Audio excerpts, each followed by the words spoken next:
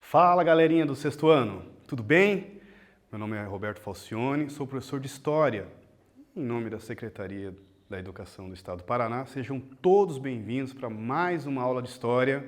Inclusive, essa aula é uma continuidade do nosso conteúdo da aula passada, sobre o que era a memória, e hoje vamos entender a continuidade disso, o tema de lugares da memória. Vamos junto comigo aqui. Hoje, o nosso tema, então, vamos entender a noção, o significado de lugares da memória, como é que esse lugar da memória, inclusive, é fundamental para que a memória coletiva, aquela memória que nós falamos, que não era nenhum HD de computador, mas que ela participa diretamente, interfere diretamente em nossas vidas.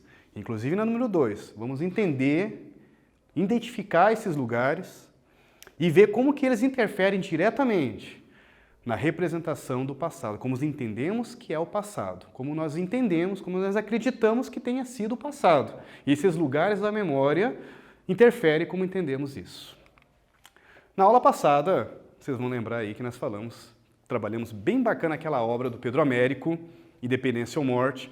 Falamos que era uma representação do passado, uma construção de memória e como aquilo que nós entendíamos que aquilo tinha sido a independência do Brasil. Uma memória que não era nossa, que era um olhar do pintor, que foi parar na nossa mente, foi parar na nossa vida como uma representação, como a gente acreditava que era a independência do Brasil. Também percebemos que as memórias podem ser construídas, né? E discutimos a memória sobre a independência do Brasil. Esse foi o nosso principal tema, então, da nossa aula passada. Lugares de memória. Vamos junto comigo aqui, meninos. Lugar de memória nasce e vivem do sentimento que não há memória espontânea, que é preciso criar arquivos, organizar celebrações, manter aniversários, pronunciar elogios fúnebres, notariar, registrar, atas, porque estas operações não são naturais. O que é a palavra construção? Ah, professor, eu lembro quando tem um pedreiro lá construindo a casa. Exato. É assim que nós entendemos também a memória. Temos que construí-la, não é? Com celebrações, fazendo aniversários, registrando com a fotografia, registrando aquele momento, criando os momentos através de elogios fúnebres. Olha, aquele senhor que fez, interferiu, ajudou no país e tudo mais, foi uma excelente pessoa, político, não sei o quê. Isso é o pronunciar elogios à pessoa depois de morta. Ela já morreu, mas ficar sempre lembrando a sua memória, nós vamos construindo uma memória coletiva do país, sua, minha. Vamos agora observar essa imagem comigo, esse slide. É uma fotografia de Mariana, cidade de Mariana, poxa vida, um dos pontos turísticos mais visitados em Minas Gerais. O Pelourinho, aqui é o tema desse nosso slide, e eu vou tentar apresentar para vocês que os lugares de memória também podem ter novos ressignificados, novos significados para nós, inclusive.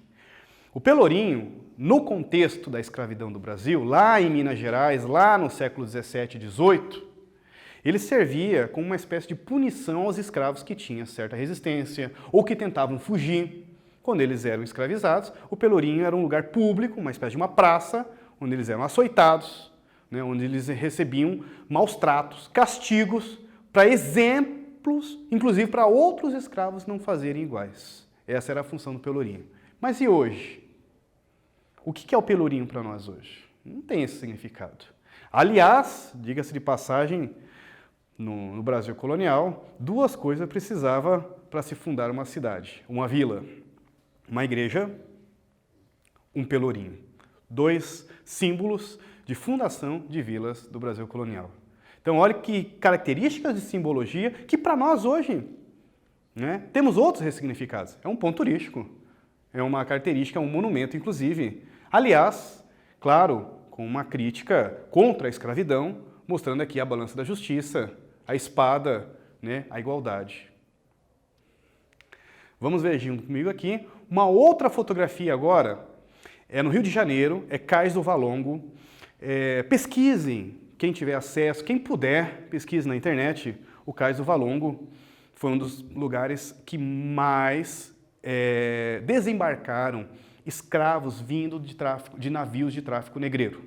Então, no ponto assim de muita dor, de muito sofrimento, né? E também de novas vidas, de uma nova cultura, né?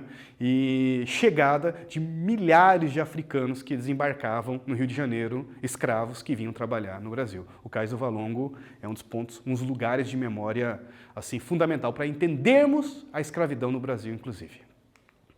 Vamos observar uma outra imagem agora. É um lugar de memória, esse é o nosso objetivo.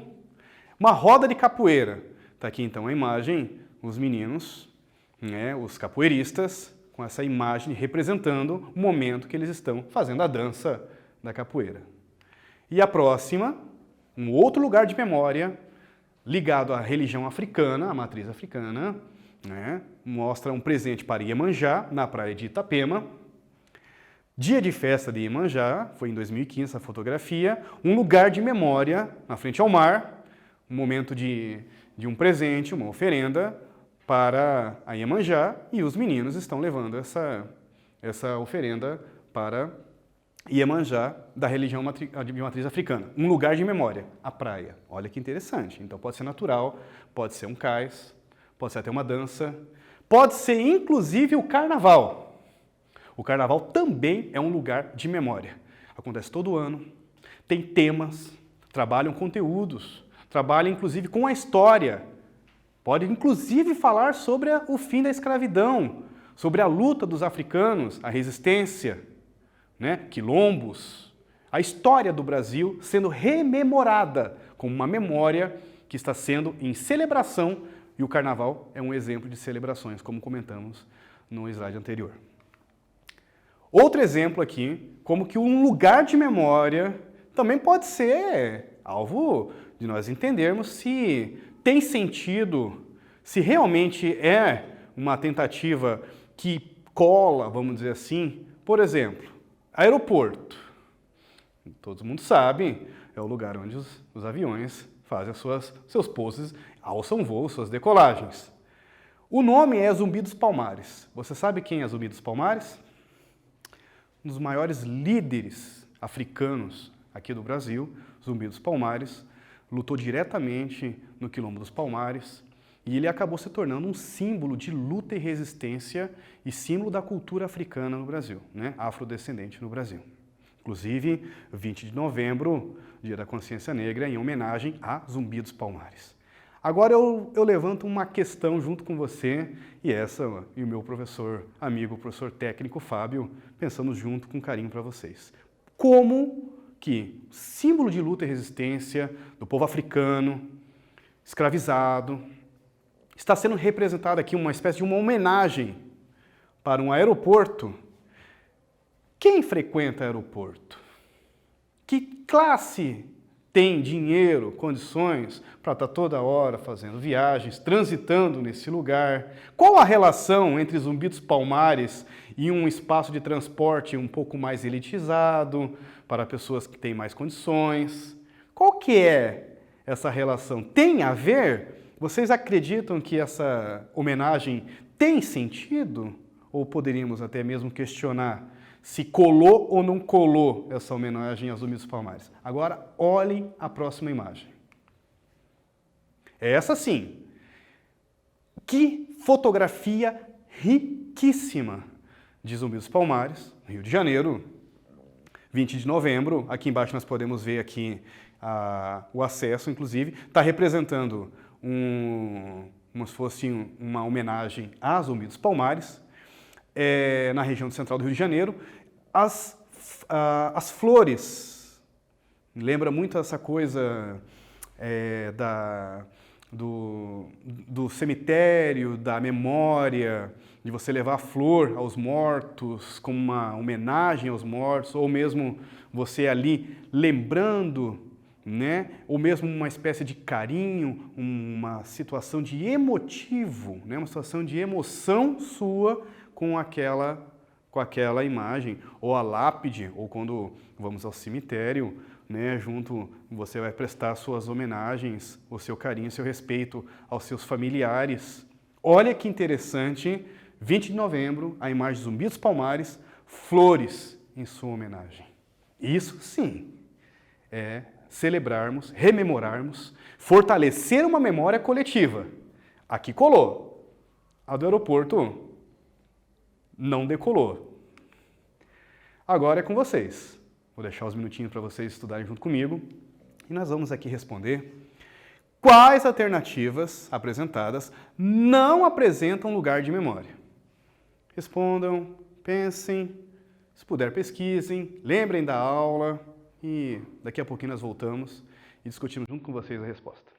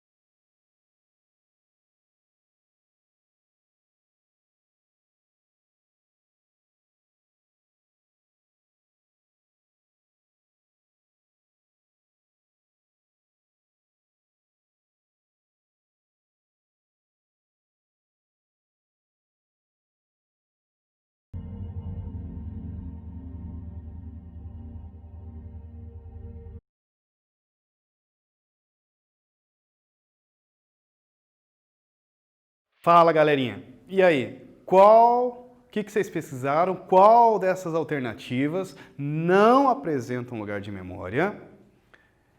Baseado nos nossos estudos, o que nós imaginamos ali das imagens sobre o Cais do Valongo, até a imagem do carnaval, a roda de capoeira, para vocês, qual alternativa não apresenta um lugar de memória? E acertou, respondeu correta aquele que colocou que a folha de uma árvore não faz sentido para nós aqui. Nesse contexto, estaria completamente errada. A próxima pergunta, vamos observar aqui novamente um outro monumento, um local público que está homenageando, né, rememorando. Olha que interessante, agora vocês estão talvez pegando o fio da meada, não é que nem meus colegas falam que não é o fio da ninhada. Como que essa obra de arte, no caso, essa estátua de Zumbi dos Palmares, em outro local, né, está representando a memória coletiva da luta da escravidão, né, a luta contra a escravidão, valorizando inclusive a cultura afro-brasileira, valorizando o nosso passado e trazendo para o presente a história dos africanos aqui no Brasil. A pergunta é, o monumento ao lado representa um lugar da memória de qual fato do nosso passado? Eu acho que está bem tranquilo, daqui a pouquinho voltamos e vamos discutir essa juntinho comigo aí.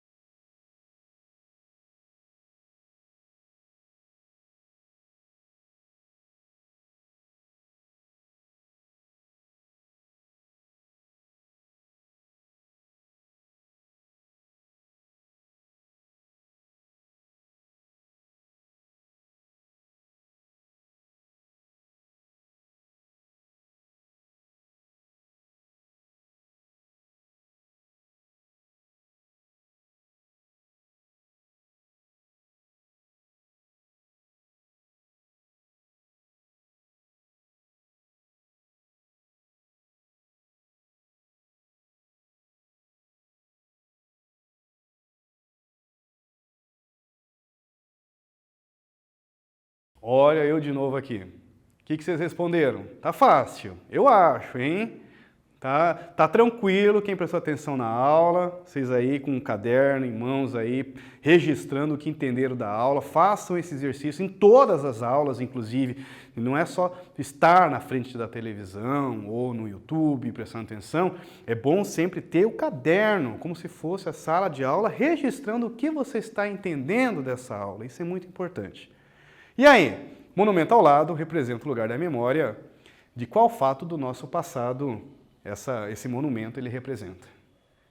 Acertou quem anotou a letra A, escravidão, está representando então um monumento que valoriza a história da cultura afrodescendente no Brasil, de Zumbi dos Palmares, que se tornou uma espécie de um símbolo de resistência e luta, inclusive, aqui no Brasil.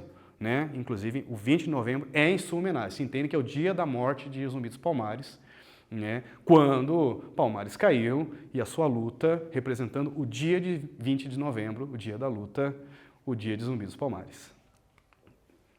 Agora é para vocês aí, vocês vão dar uma pesquisada. Pesquise em um calendário, desculpe meninos, tire aqui o plural, pesquise em um calendário, quais são os feriados existentes, aponte quais deles podem ser considerados como lugares de memória, e depois, desses feriados apontados, quais podem ser considerados lugares de memória da escravidão do Brasil? Vai ficar essa atividade para vocês. Daqui a pouquinho nós podemos até dar uma discutida junto aí. Tudo bem?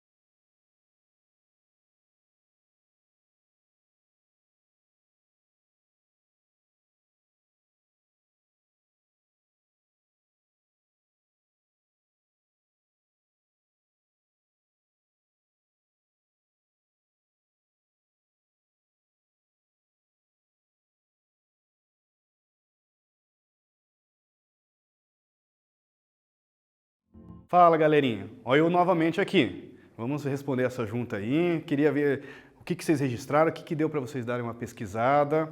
Tudo bem? Pesquise um calendário. Pegue o calendário aí da mamãe, do papai, em casa, ou mesmo na internet, quem não tem. Aponte aí quais são os feriados existentes. Olha, aqui de mente que eu já vou apontar uns dois aqui, uns três junto comigo. Ó, dá para nós colocarmos 21 de abril, 7 de setembro, nossa aula passada sobre a independência do Brasil, 15 de novembro, né, proclamação da República, e o 20 de novembro, que nós falamos sobre o Zumbi dos Palmares nessa aula. Então é o seguinte, dá para nós colocarmos todos esses daí que o professor colocou, vocês com o calendário em mãos, poxa vida, tem mais acesso, pode colocar outros também, seria interessante vocês colocarem a mais do que o professor Roberto comentou, e vamos para o número 2. Dentre os feriados apontados, quais podem ser considerados lugares de memória da escravidão no Brasil? E aí, o que vocês acham? 21 de abril, o que vocês imaginam que é? Que lugar de memória é esse? Está ligado à escravidão? 7 de setembro, 15 de novembro, nós comentamos, e o 20 de novembro. Qual desses 4 feriados representa um lugar de memória da escravidão no Brasil? Estaria certo se você colocou 20 de novembro, dia de Zumbi dos Palmares, dia da consciência negra. 3. Na região em que você mora existem lugares, festas, tradições, monumentos que podem ser considerados lugar de memória. Aí é com vocês aí, queremos conhecer um pouco da história da sua cidade, do seu bairro, inclusive. Quando eu vim morar aqui em Pinhais, região metropolitana de Curitiba, quem não conhece, a primeira coisa que eu fiz foi conhecer um pouco da história do meu bairro. Afinal, eu vinha morar nele. E eu fiz questão de conversar com os vizinhos, inclusive mais antigos, como era, como não era. Tinha história, inclusive, de enchentes na década de 90, que passou por transformações, urbanização. Foi o primeiro ponto antes de escolher o lugar que eu iria morar. Conhecer a memória do lugar. Faça uma entrevista com seus familiares. Olha, vai ficar bacana essa atividade. Ou uma pesquisa na internet para responder essa atividade. Daqui a pouquinho nós voltamos e vamos ver o que vocês trouxeram aí junto comigo aí, tudo bem?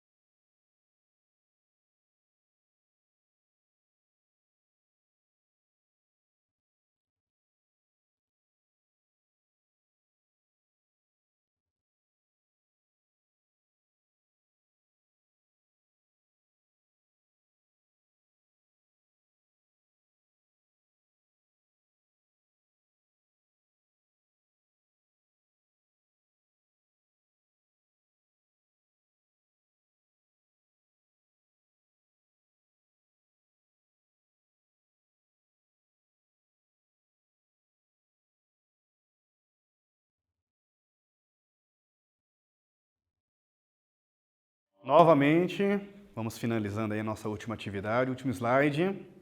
E a pergunta nós colocamos para vocês anotaram, devem ter feito uma pesquisa, ou pela internet, ou entrevistando um familiar até mesmo, se onde você mora existem lugares, festas, tradições, monumentos que podem ser considerados lugares de memória. Pode mudar, inclusive, de cultura para outras culturas, de um povo para outro povo, os lugares de memória têm outros significados. Não é uma prática tão comum no Brasil os cemitérios serem um lugar de memória tão visitados, turisticamente tão explorados, como na Europa.